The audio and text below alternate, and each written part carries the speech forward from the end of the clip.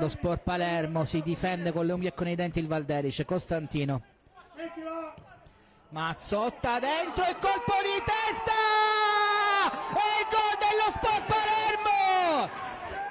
Il gol dello Sport Palermo ha segnato Filippo Pirrotta, se non andiamo errati. Adesso andremo a rivedere il gol realizzato dallo Sport Palermo con l'inzuccata decisiva proprio di Filippo Pirrotta.